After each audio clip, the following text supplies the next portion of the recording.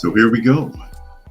Good morning, good afternoon, good evening, everyone. Wherever you happen to be in the world today, welcome one and all to Coffee Talk. It is time once again for Coffee Talk Live, where we will be having some discussion, taking a look at the news, and sharing a little dialogue with those of you who were able to join us for the live portion.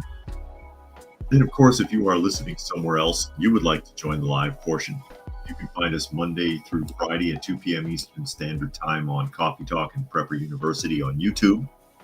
That's at Coffee Talk Live and at Prepper University, as well as X. You can find me at Coffee Talk Chat and fistfulofradio.com, podcasting out of Atlanta Monday through Thursday at 4 p.m. Eastern Standard Time and Friday at noon, unless otherwise specified. Being joined today by Daniel. For those of you who can see, there is Daniel sitting in the chair behind me, cleaning himself up a little bit. That's what he does best.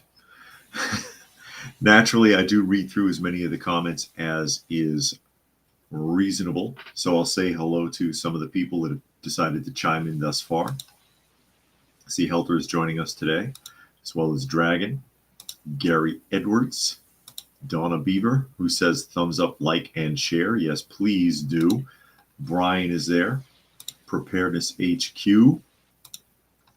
Thanks for joining us today as we wait and see if anyone else pops in or anyone else chooses to say hello. Some people just watch, and that's okay. Voyeurists, anyone? As we get ready to jump off into the media, and of course, you all know the top story for today was the latest Harris interview, which didn't go that well. Apparently did not go that well because she went on Fox News, which of course would be hostile towards Harris, naturally.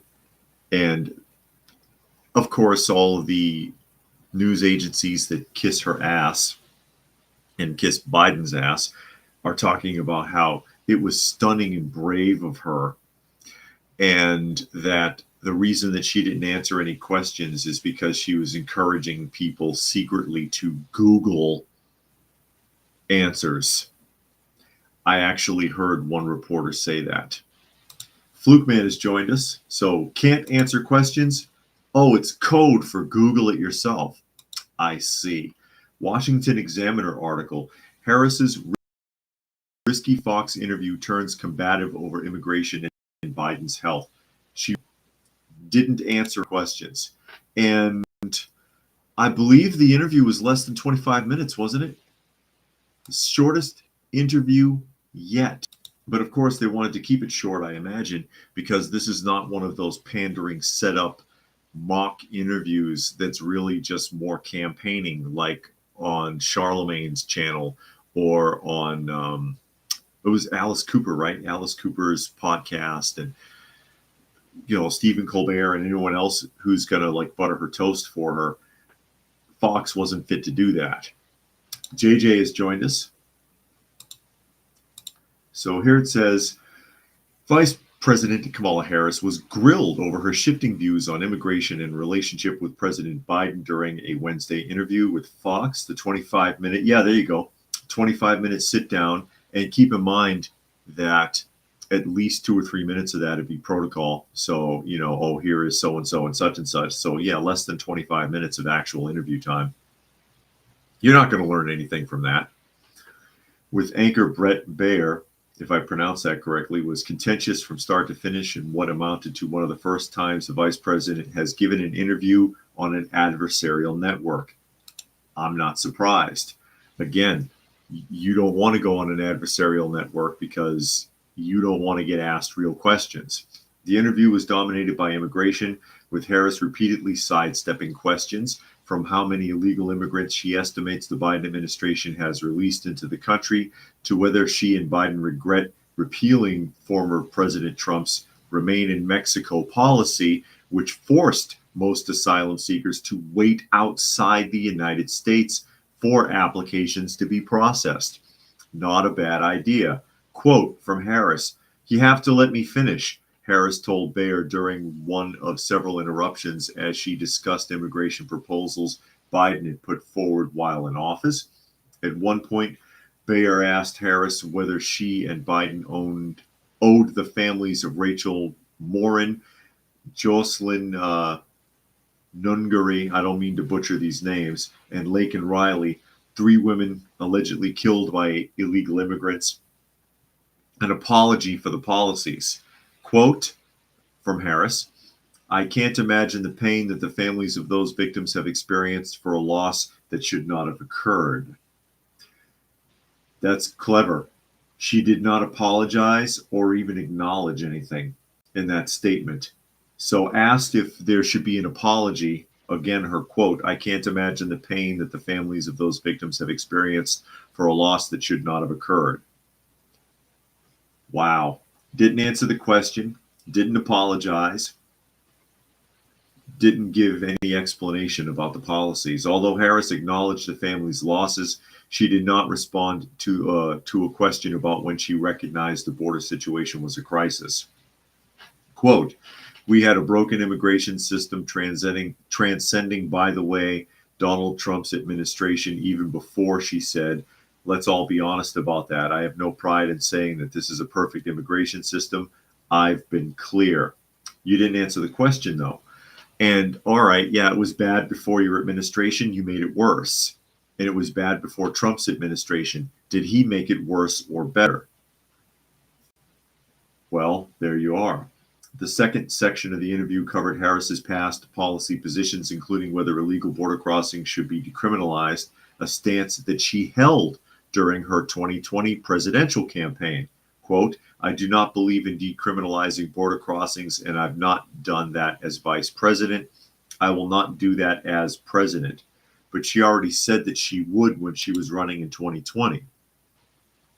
And Country Living has joined us. Glad you could make it today.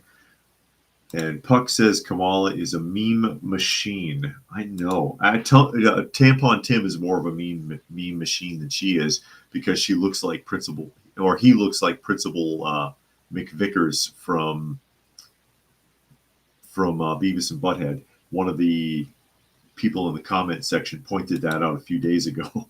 He really kind of does, now that I think about it. With the campaign being amplified by television ads, Harris was also asked about her support for taxpayer-funded sex reassignment surgeries for prisoners in 2019, a position that Trump has highlighted in battleground TV spots. Quote, "I will follow the law, and it's a law that Donald Trump actually followed. That ad is a little like throwing stones when you live in a glass house." What does that mean? That doesn't answer the question, whether or not she supports it. But she already said when she ran for president in 2020 that she would support that. Now she doesn't acknowledge that or answer the question. In another standout moment, Harris was pushed for the third time in the past week to distinguish herself from Biden. As a majority of voters tell pollsters, the country is headed in the wrong direction. Last week, Harris did not have a reaction prepared when she was posed the same question by ABC's The View. You know you're in trouble when you're on The View and The View loves you and you still can't answer the question. Quote, "Let me be very clear. My presidency will not be a continuation of Joe Biden's presidency. I'll bring my life experiences, my professional experiences, and fresher new ideas. I represent a new generation of leadership." I'm not so sure about that. Joe Biden, I've watched from the Oval Office to the Situation Room, and he has the judgment and experience to do what he has done. Wow. Country says, "I saw an article saying she did what Trump won't do an interview where he answers the hard-hitting questions. He answers questions and she doesn't." And there's urban angst listening in the background. Puck says, "But Trump was her answer to every question." Yeah, it's all Trump's fault. But again, okay, so what? Let's imagine that everything is Trump's fault. He's not in office now. He hasn't been in office for almost 4 years, and you have. So if you were left with a mess, are you going to sit there and cry about the mess you were left with? Or are you going to try to make some sort of inroads towards fixing it. That's like buying a fixer-upper, a house that's damaged, buying a fixer-upper and sitting in the middle of the house for 4 years, crying into your cereal and saying, but the previous owner of the house messed it up. You going to fix it or not? Are you going to fix it or not? What did you take on that responsibility for if you were just going to sit there and feel sorry for yourself and blame the previous owner? You know the previous owner messed up the house. That's why it was a fixer-upper. That's a really lazy response to sit there and blame Trump all the time. The only thing that she said was honest was that, yeah, the border, the problems at the border stem beyond even Trump's administration. That's true. The problem with the border, the southern border, has been ongoing for decades. And Chillin' Dave has joined us, who says he cannot stand Harris. Jericho says crazy, most, if not all, these questions are yes or no questions. And most politicians, including Trump, sometimes always answer anything but yes or no. Jericho says that Trump does answer yes and no eventually, but they all beat around the question. It's so annoying. Yeah, it's that is true. He will eventually answer it, but and that's something that most people do, to be honest, is they kind of dance around an answer. They can't give you a straight answer like a polygraph test, yes or no only, no explanations, please. I suppose if you're running for office, you feel that it could be necessary to give explanations into why you think yes or no, but often they don't ever get to the yes or no part. At least Trump mostly does, as Jericho pointed out. Puck says, correct, Biden and Harris had 4 years to at least try to fix any of Trump's mistakes. Monkey is here, as well as Cyberjack Sr. Thanks for joining us. And where are we here? Helter said, anyone who thinks she did well in this interview is delusional. Hey, you know, CNN, they had a whole panel talking about this interview, and that's where I got that Google comment from, where it was suggested, oh, she didn't answer questions because she's trying to encourage people to Google and find the truth for themselves. And I'm like, are you serious? Are you serious? That's pathetic. That is pathetic. So I try to wrap up here. Country says I have to watch her on an empty stomach, so when I start, I heave and don't make a mess. When I start to heave, excuse me, Gary said puppet candidates speak only for special interests and can't veer beyond the teleprompter, which we have seen. We saw that last week when we showed the interview, or she was giving a speech and something happened with the teleprompter and she repeated herself, I think, 4 times before they fixed it, because she kept reading the last line and trying to improvise around it, did not have the capacity to do so. She's not accustomed to speaking off the cuff, as it were. So when you throw something like that at her, she doesn't know what to do. She can't function without that teleprompter. Flukeman says the UK may offer assistance for self-harm for mentally ill. Prime Minister should make example of himself. He's obviously crazy. Who releases criminals, replaces them with people made or post mean online messages. Puck says Democrats have an unrivaled level of cognitive dissonance. It's an astonishing thing to witness. And one more here. Dragon said she evaded every direct question and placed all the blame on Trump. That's about what it rounded off to. And while everyone's on the subject of the Biden and Harris administration, I hope that they are paying attention to this, because this hit the news this morning. And it's another Western Journal article. Biden-Harris administration announces new $425 million aid package, but it's not for hurricane victims. No, there's no money for the hurricane. I love how it looks like they're just laughing and laughing. They're laughing all the way to the bank, and it's your money, folks.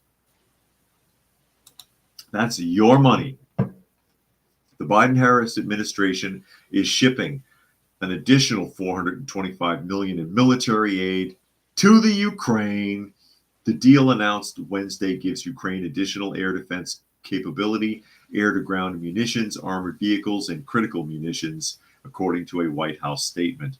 The statement broke down the aid as hundreds of air defense interceptors, dozens of tactical air defense systems, additional artillery systems, significant quantities of ammunition, hundreds of armored personnel carriers and infantry fighting vehicles, and thousands of additional armored vehicles. On social media, critics noted that the need for aid is much closer to home, which is true. It's true. We got way too much going on here to be still basically funding a backdoor war with the Ukraine, or a backdoor war with Russia. That should be. We secretly want to, our government, our lawmakers secretly want to mix it up with Russia, and they're doing it using Ukraine as a proxy by funding them into the oblivion, because the country is wrecked.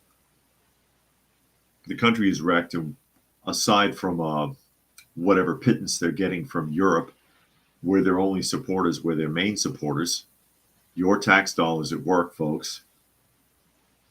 The White House statement noted that next month President Biden will host a virtual meeting of leaders of nations backing the Ukraine in its fight against Russia, saying leaders will coordinate with international partners on additional assistance for Ukraine. Ukrainian President Vladimir Zelensky said on Telegram he spoke to Biden Wednesday about his 5-point victory plan that was unveiled to Parliament in a speech, according to Reuters. I propose considering the possibility of joint weapons production. We also discussed the importance of additional training for Ukrainian soldiers. Ukraine, he said, thanks to the United States, for its readiness to help Ukraine strengthen its positions to compel Russia towards honest diplomacy. Yeah. Thank you, Voldemort. Oh my God. And Mars is here. He says the cat behind you is not the same cat that strokes the beard. No, that is Daniel.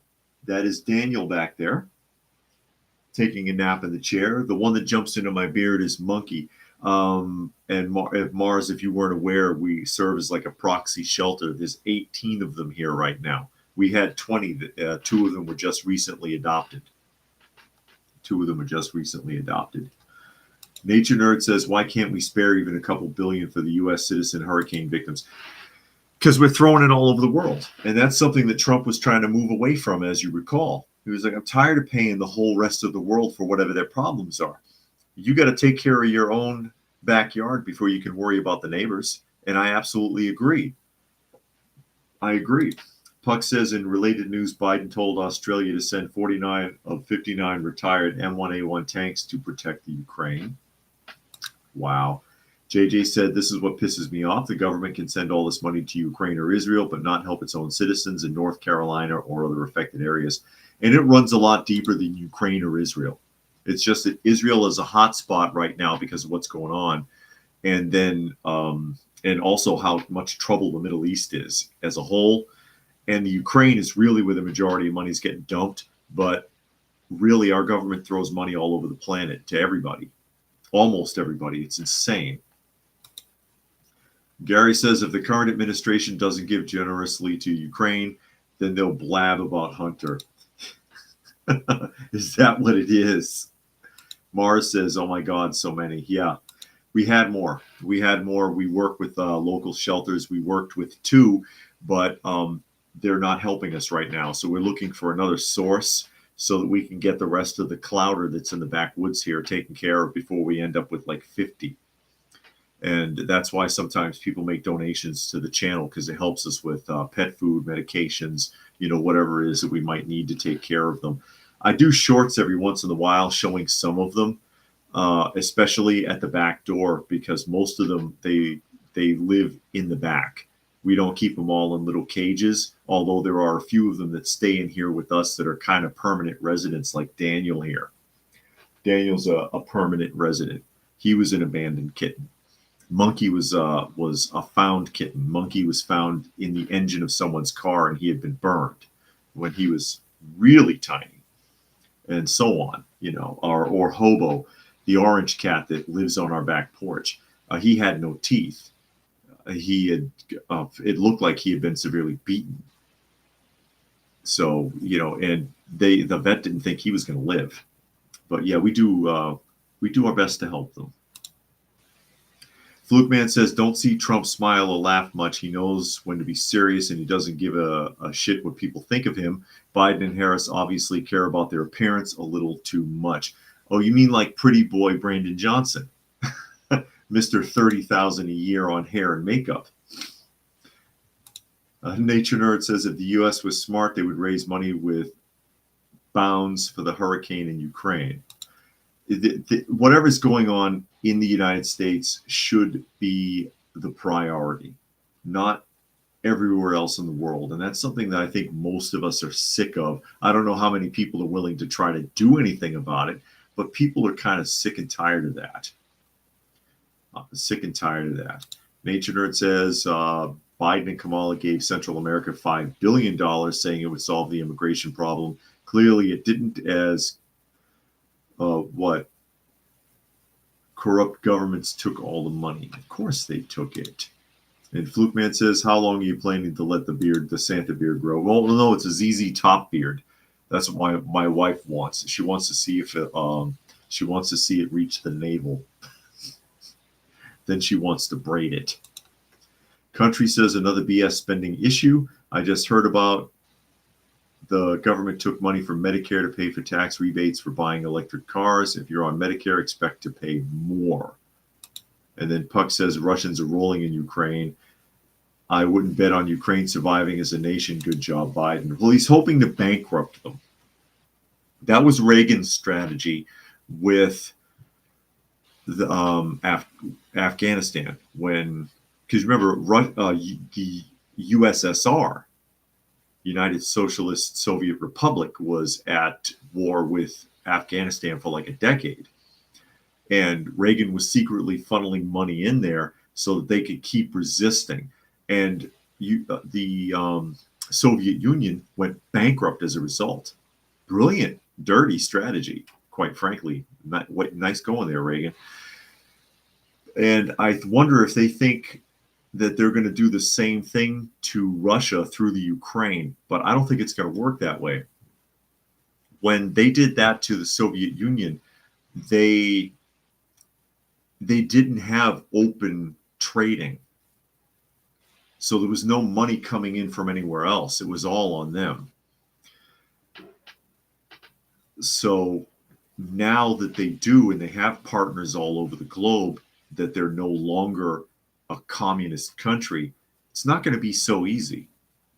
And even if they do even if they do end up bankrupting Russia in the long run, Ukraine will have still been completely destroyed as a result of whoever it is that's pulling the strings where Biden's concerned. The only difference there is between the recovery of what's required for recovery for a country like Ukraine versus what's required for a recovery versus a country like Afghanistan. Afghanistan is a pile of rocks. It's bedrock. It's bedrock. Fred Flintstone should be running it. It's always looked like that. You bomb them back to the Stone Age and it only sets them back a couple of weeks. Who gives a shit? There's not much of a recovery effort there. The Ukraine is a different situation altogether. Mars wants to know if a ham radio is a good investment for prepping. Yes. You never know when you might need it. You never know when other forms of communication might be down. It's not a bad idea to have CB radio or walkie-talkies or a ham radio either. And Legends has joined us. And Legend says Infographics made another video on the draft. As we move around here, since I had mentioned earlier, Tampon Tim, who's that? Somebody's scratching the back of my leg. Monkey, everybody. Say hello, Monkey. Hi. You trying to get up here? Trying to get up here, buddy? Don't bother Daniel. He's asleep. Leave Daniel alone. He's watching Daniel, and he likes to play a lot. And I don't want him to disturb Daniel, and Daniel gets upset and runs out of the room. But anyway, oh, here we go. Yeah, thanks, Monkey. Fluke Man says, doesn't make a difference if Russia goes bust. The same people will still be in charge. Go over there. Hold on a moment.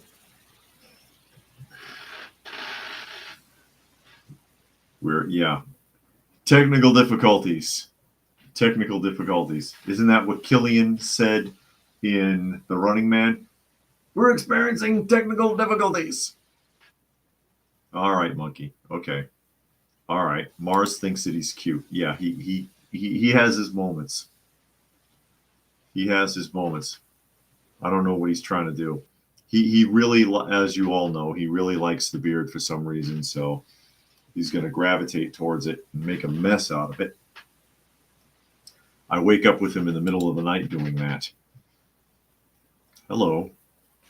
You're stealing the show. You're turning this into an entirely different show, Monkey. You're okay. Cat channel, everybody. We're now the official cat channel. YouTube should like that. I might actually get some ad revenue now. Okay. Let's go ahead and move on to Tampon Tim here, since he was mentioned earlier. Daily Caller article. Stay out of my teacup. Daily Caller article. Tim Walz tries to relate to fellow Midwesterners and ends up insulting them in the process. And this is him when he went to talk to said Midwesterners wearing a baseball cap and a flannel shirt. Because, flannel shirt, conservatives will like us now and vote for me. Vote for me. I'm wearing a flannel shirt. I'm down with you conservatives. Please vote for me. This is the article. Please vote for me. I'm not too bright. I'm just a middling public school teacher and football coach from the Midwest. He coached the B team in middle school, by the way. It's not like he was a real football coach. Let me just be clear on that. I haven't accomplished much of my life, unlike my opponent. So goes Tim Walz's latest pitch to Americans. At a campaign event Tuesday in Western Pennsylvania, the vice presidential nominee took a swipe at J.D. Vance for being smart, being talented, and successful, and he accused him of cosplaying as a cowboy. Quote, J.D. Vance is a venture capitalist cosplaying as a cowboy. I don't even know what a venture capitalist does, Walz told supporters. Then why did you bring it up? If you don't know what a venture capitalist is, why did you bring it up? Or why didn't you look it up if you're going to comment on it? Are you trying to look like you fit in with everybody because you don't know the definition of a term? Venture capitalist is someone who invests in small businesses, correct? Something like that. Let me catch up a couple of comments here. Nature Nerd says Cuba, Venezuela, North Korea are still here. Soviet Union collapsing was a fluke. Fluke Man says, was surprised you need a license to use ham radios. Yes. Guess it's to police the radio's frequency so people won't use it as a playground. Puck says prepping with cats. Pretty much. They're great for keeping rodents and snakes out of your property. Joe Doe says Wyoming is burning down and Nebraska is having hundreds of crop field fires due to extreme drought and 60-mile-an-hour winds. Tim Walz's entire family endorsed Trump. Wow. Jericho says coffee meow instead of coffee talk. No kidding. Gary says Tim Conway or Tim Burton. Tampon Tim. Joe says Trump's going to win Pennsylvania. And Brian says fitting in and in crowds are cancer.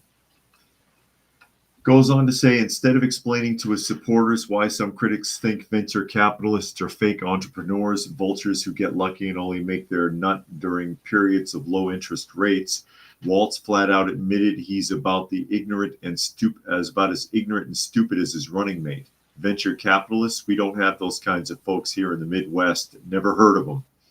And I guess that was That's a comment from what, Greg Price? Greg Price made that comment. I wouldn't have read it if I knew it was an X comment, because I don't care about that. This is the second time in a week that he shot himself in the foot by putting his foot in his mouth. During a pheasant hunting PR stunt in Minnesota on Saturday, Waltz was caught on camera fumbling with a shotgun. Frankly, the vice presidential nominee is fortunate to have avoided literally shooting himself in the foot over the weekend. He looked so out of his element handling a firearm. And I showed the video clip of that. Again, here he is putting on a flannel shirt, so now people in the Midwest will think he's cool. That's the bottom line. But, and again, I showed that video. He was holding the butt of the shotgun in his crotch with the breech facing down, and he was trying to load the shells into the breech. And of course, with the breech facing down, he can't see what he's doing. I mean, that's something, if you are really experienced, you might can load it in any position. Obviously, he didn't know what he was doing. It was embarrassing. It was embarrassing. Brian says if Trump wins Pennsylvania, he'll most likely win the election. Country says socialists don't know much about capitalism. Good point. They didn't teach him that in China. Country also says that comment is funny because in my mid-sized Minnesota town, I know a couple of venture capitalists. The Nature Nerd says the flannel shirt makes Tim Waltz look even older and fatter. He's a chubby little guy for somebody who's supposed to be a man's man. Remember that article? I read it a few weeks back. Tim Waltz is the Democrats' man's man. He's going to identify with those not so toxic males because he wears a flannel shirt. He's a backwoodsman. He's an experienced hunter. That's what they keep telling us. Backwoodsman, experienced hunter, former soldier. Granted, in the National Guard, maybe he never handled a shotgun in the National Guard. I don't know. But you think he'd know how to handle a firearm. You think he would know not to walk around with it like this, with the barrel pointing straight up. You think he would know not to fit the butt of the shotgun into his crotch if he's loading it. And again, I was sitting there watching that thinking, oh, please, please accidentally pull that trigger, Tim. Please, please pull that trigger, Tim. You see his eyes pop out of his head if he did. Monkey says Waltz probably hasn't held a gun in a long time, that he forgot the basic handling 101. And I'm not defending him, by the way. And Country says he's the Stay Puffed Marshmallow Man's man. There you go. There you go. And Puck says the Harris men's ad, all paid actors. Yeah, but that ad, that man's man ad is, I'm pretty sure that's parody. I'm pretty sure that's parody. Dad, hey, rare treat. Come here. Dad. Come here, Dad. Come here, Dad. Good boy. Good boy. All right. It's Dad, everybody. It's Dad, everybody. And you see how he has the one bent ear. Some of you know the story. That's because he was scarred so badly that the tendons in his ear are torn. He is a permanent outdoor resident from our home. He's a permanent outdoor resident. One of our worst cases. He's not usually in the house. He lives on our back porch. He was literally dying because of a tumor that was preventing him from being able to eat, that was caused by an ingrown testicle. And he is a permanent resident, like I said, on our back porch. Him and Monkey, don't bother, Dad. Him and Hobo never leave the porch. But yeah, he couldn't even lay down. He just stood in an arched position all day because of the pain. If they stand for really extended periods of time in an arch, it's either severe back or abdominal pain. And the vet didn't think he was going to live either. They were like, no, you might want to put this one down, which I will not do. And that was a couple of years ago, and look at him. He's clean, he's fluffy, he's happy. He's purring. Hi. Again, he usually doesn't hang out in the house. He stays on the back porch. Right, buddy? This is why we do this right here. This is why we do this right here. And Monkey's going to bother him. Monkey, don't bother Dad. You see Monkey down there smelling his foot. Yeah. He's a good boy. I would let him hang around in the house more often, but he still has marking tendencies. I haven't been able to break him of it. Right, my friend? Anyway, I'm pretty sure that that particular video is probably a parody. That whole, I'm a man's man, I'm going to remove this carburetor with my teeth, and I'm going to lick it clean. And then I was going to lift these big, heavy coconuts that I got hanging between my legs off in my rocking chair and go down and votes for Harris because I ain't scared of no women being no president. It's pathetic. It's gotta be humor. Right, Dad? Hey, buddy. Here, let me put you down. Monkey's starting to irritate him. There you go. Good boy. Good boy. And all people says, poor Dad. Yeah, he was. I mean, he was on death's door. He was on death's door, but he recovered. He's doing good. JJ says, it's kind of funny. Democrats spend years berating men as being useless and toxic. Now they're pandering to them for votes. Yes, indeed. Yes, indeed.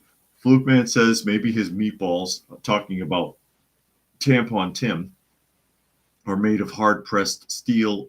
It wouldn't have made his eyes water. Maybe they were removed and replaced with ping pong balls. China might have done that to him. He's right here. My wife is looking for Dad. Puck says, what would Waltz would spill the BBs all over the floor. I know, he'd puke up. And Kimberly says, thank you for giving them a second chance. Yeah, both, we call him Old Dad or just Dad. And Dad and Hobo, both of them, that the vet wanted to put down. They wanted to put, the vet wanted to put him down. They were like, no, there's no way. There's no way they're going to make it. But they did. They just needed somebody to care. They just needed somebody to care. I think that's all it is. And they know. I think they can tell when you've really helped them. I think they know it. And Dad's one of them. Dad and Hobo particularly, they go nuts when I go out back.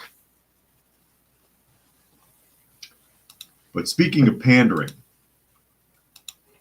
I know, and you've got Obama too, by the way. Obama telling black men they need to stand up because the brothers ain't coming out for Kamala like they should. Brian says the vets are pet killers. They are. And you've got to be careful, even the no-kill shelters. You really do. They develop, I think, a disregard for them. For example, if you were to bring them to be spayed, a female, and it turns out that that female is pregnant, you've got to watch they don't abort the kittens or pups if it's a dog. Because if I find out that that it's pregnant, I'm like, no, give it back. I'll deal with it. Otherwise, they'll try to abort them. I've run into that a couple times. Nature Nerd says Democrats want to be ruled by the Queen of England. I know it. And this is a local article, WSB Atlanta. Former First Lady Michelle Obama to hold Get Out the Vote event in Atlanta a week before the election. Ooh, that is not a flattering picture of Michelle at all. I mean, she's not a beauty queen by any stretch of the imagination, but wow, that is an ugly photo. That is an ugly photo, and all the makeup and the fake eyelashes don't help. Wow. Ooh, that's like watching RuPaul's Drag Race right there. Puck says Obama is as far removed from black Americans as Harris is. And Fluke Man says, do vets and shelters make money for putting animals down? I have no idea. I don't know how that works because I've never worked with the one from their end. And Rodney made a donation to the channel. He says, I'm late, can't stay long. Here's something for the kiddies. Thank you, Rodney. Thank you, Rodney. Much appreciated. Need all the help we can get. And he says, damn, Mike Obama. I know everybody calls her Big Mike. But apparently she's going to come down here and pander and try to convince people they need to vote for Harris. And I'm so tired of these people. I'm tired of these people. It's kind of like, I almost wonder if they aren't trying to sabotage things, because it's human nature that the more people try to force you to do something, the more you don't want to. And they're out here just really hammering it. You need to vote. You need to vote. You need to vote. Piss off. It makes me never, ever want to vote. Ever. It's so aggravating. But the article says, and it's really short, former First Lady Michelle Obama is set to visit Georgia to encourage voter participation just about a week from the election. Obama founded the nonpartisan voter outreach initiative, quote, When We All Vote. That's the name of her charity that I'm sure she makes millions for, in 2018, and is planning to headline a rally for the organization on October 29th in Atlanta. I promise I will not be there. Organizers emphasize that the event is nonpartisan, and not specifically for Vice President Kamala Harris, although Obama has in the past urged Democratic voters to take action in elections. So this is where the real bullshit is. This whole When We All Vote operation and this event and this rally is supposed to be nonpartisan, but Michelle and Obama, or Barack, I'm sorry, Michelle and Barack Obama have both already shown support for Harris, to the point where, again, earlier we already read an article earlier this week where they were going after Barack Obama for calling out black men because that backfired on him. Y'all brothers have a problem. You need to get out there and support Kamala. Well, obviously this can't be bipartisan then. Puck says Big Mike will fight Joe Rogan in a UFC match. No, I want to see her do Fear Factor. Gary Edwards says, is there a cat hall of fame online where people can view all of your resident rescue cats, past and present? A YouTube video would be an interesting fundraiser as well. Hold on.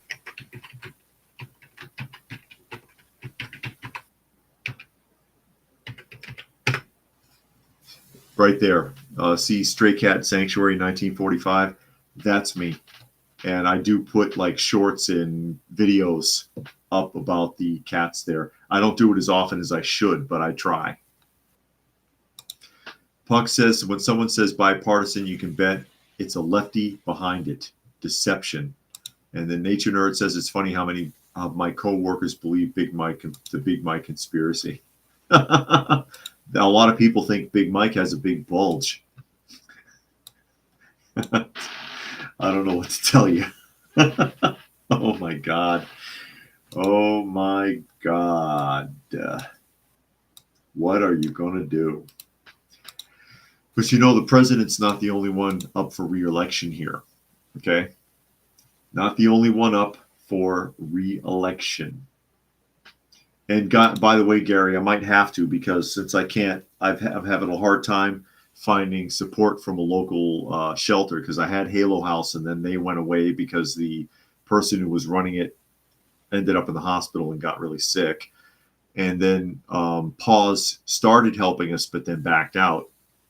That means that to get the rest of the Clowder spayed and neutered, I'm going to have to come out of pocket. So I was going to probably do a fundraiser. It'll start on that channel anyways.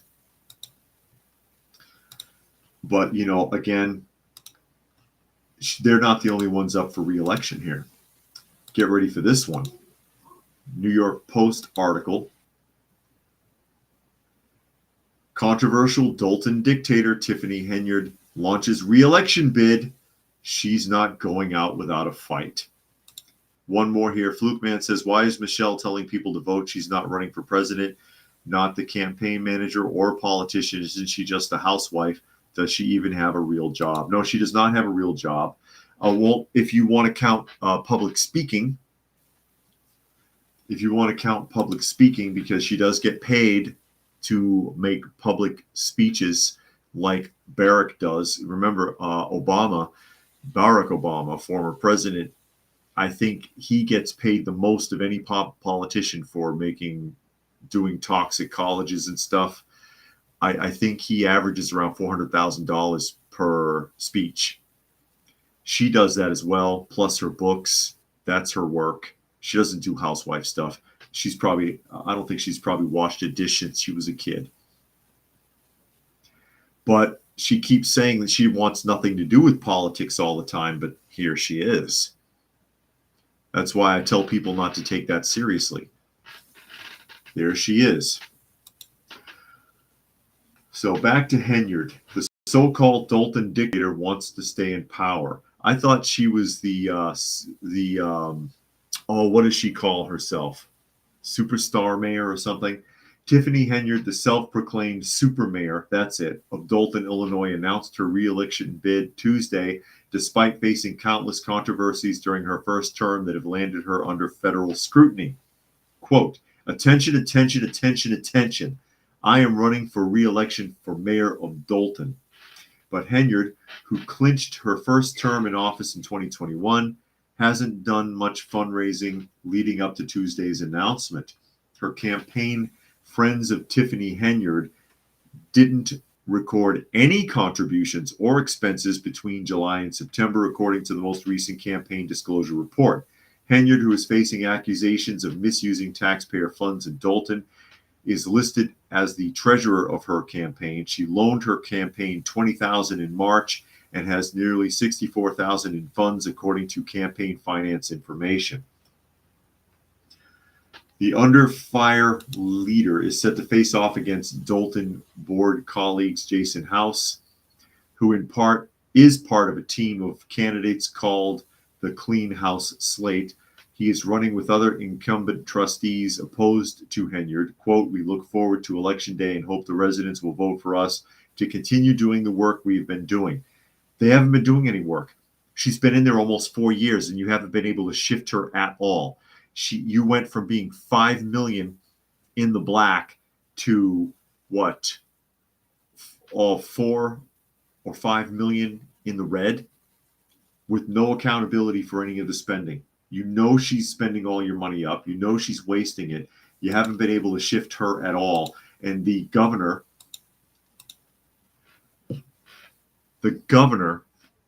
of Illinois has not stepped in. The governor of Illinois has the power to suspend her pending investigation and hasn't done it. Most likely it's because he's afraid that there'll be backlash because of her color.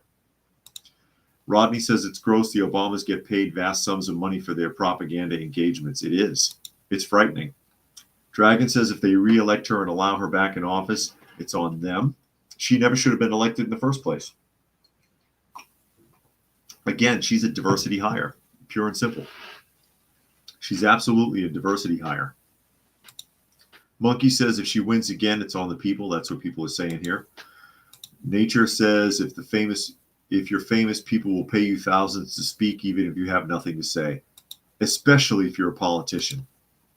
Helter says if she does win, they can't expect others to bail them out of their town's bankruptcy. But practically nothing is being done to put an end to it. Nothing is being done.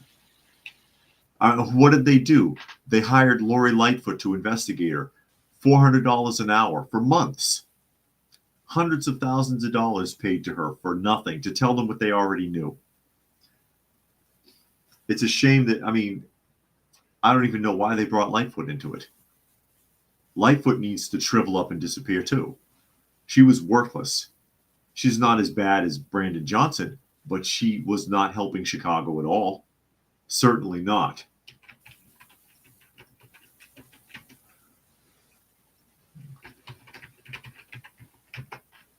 Let me see if I can find that here. So here's an example really quick.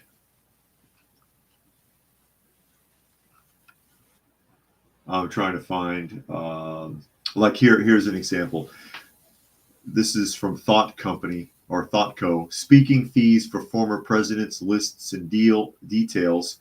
It says former President Barack Obama paid $1.2 million for giving 3 speeches to a Wall Street group.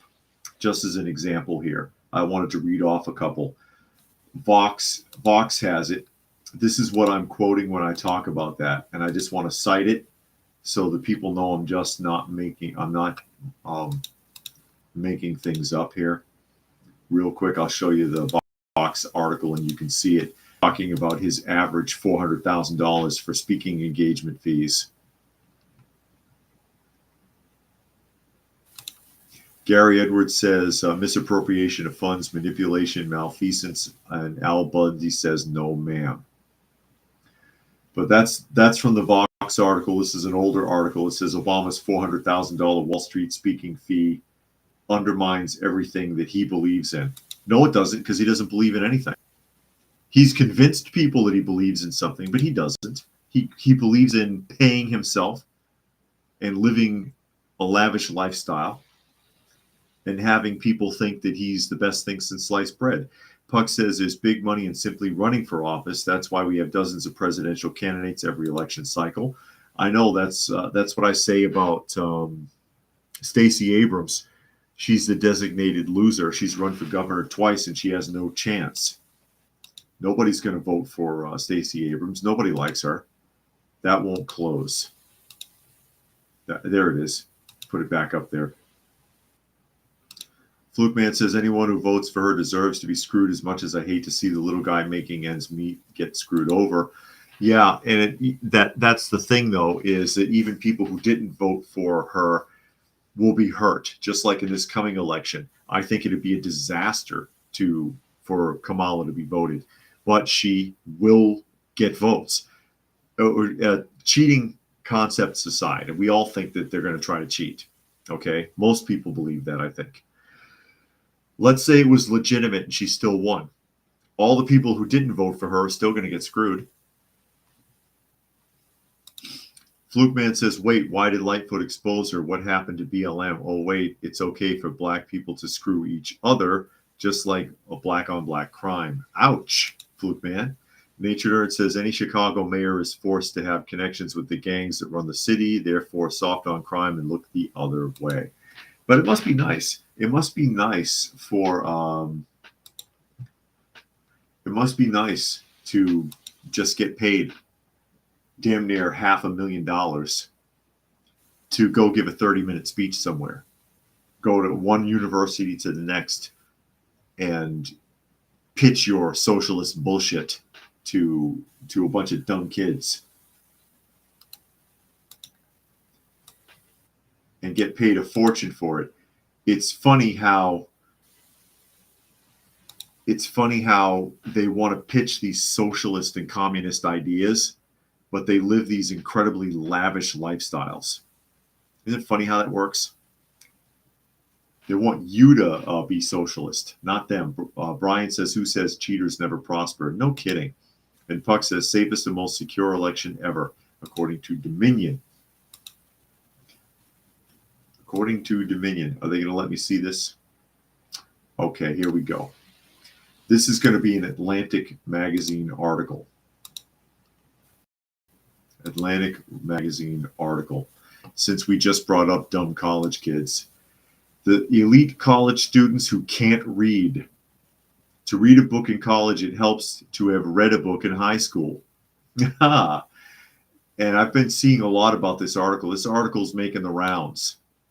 Nicholas Dame has taught literature humanities at Columbia University's requires great book courses since 1998. He loves the job, but it has changed. Over the past decade, students have become overwhelmed by the reading. College kids have never read anything they've been assigned, of course, but this feels different. Dame's students now seem bewildered by the thought of finishing multiple books in a semester. His colleagues have noticed the same problem. Many students no longer arrive at college, even at highly selective elite colleges, prepared to read a book. The development puzzled Dames until one day during the fall of 2022 in the semester when a first-year student came to his office hours to share how challenging she had found the early assignments. Lit Hum often requires students to read a book, sometimes a very long and dense one, in just a week or two. But the student told Dames that at her public school, she had never been required to read an actual book. She had been assigned excerpts, poetry, or news articles, but not a single book cover to cover. My jaw dropped, Dames told me.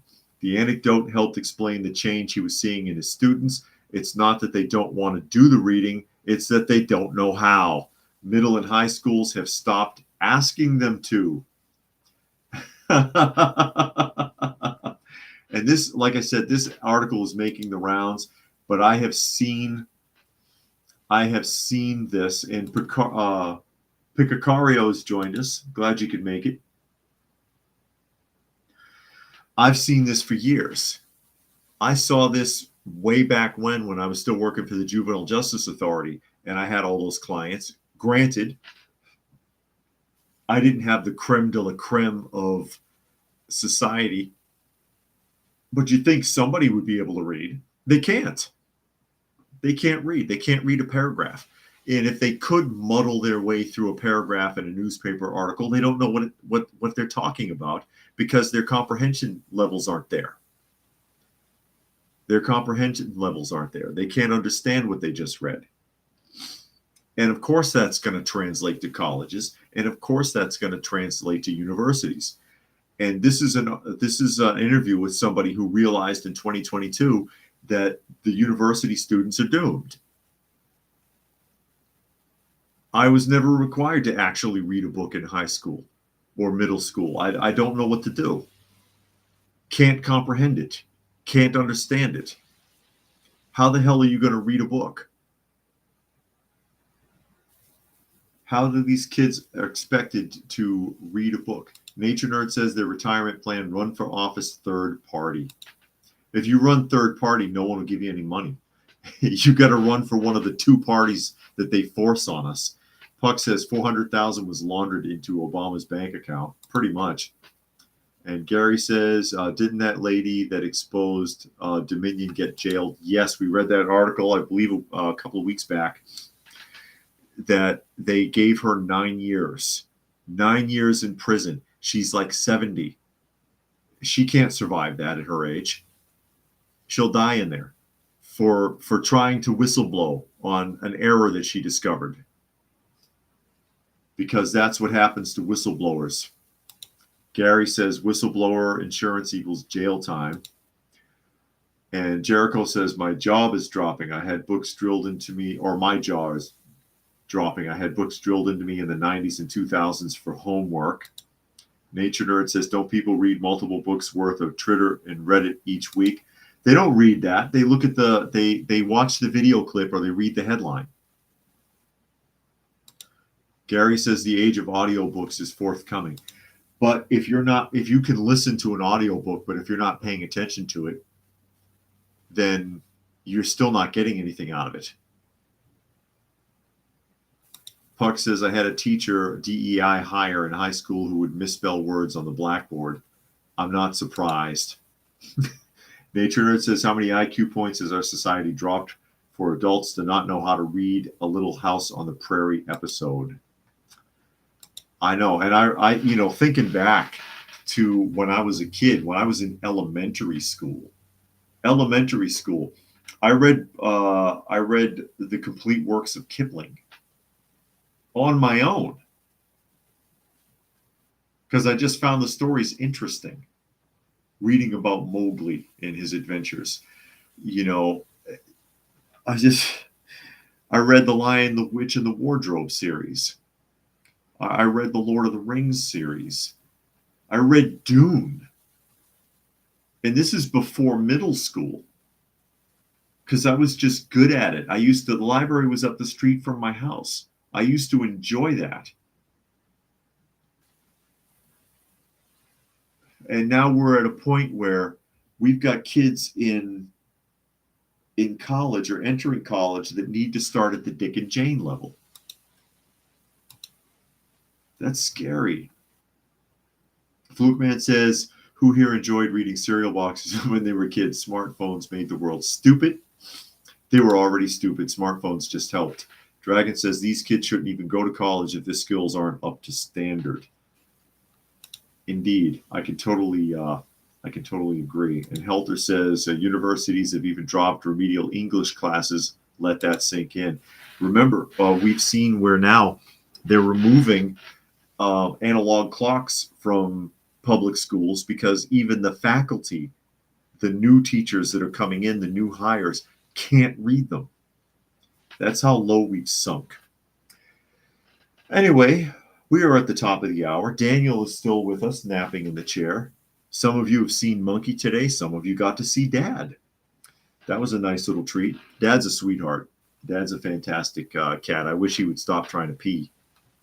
That's what I mean by marking, if anyone's not sure. That's when they go and they dribble somewhere, a little squirt here and a little squirt there to mark territory. He never got over that, and that's why he can't stay in the house long term.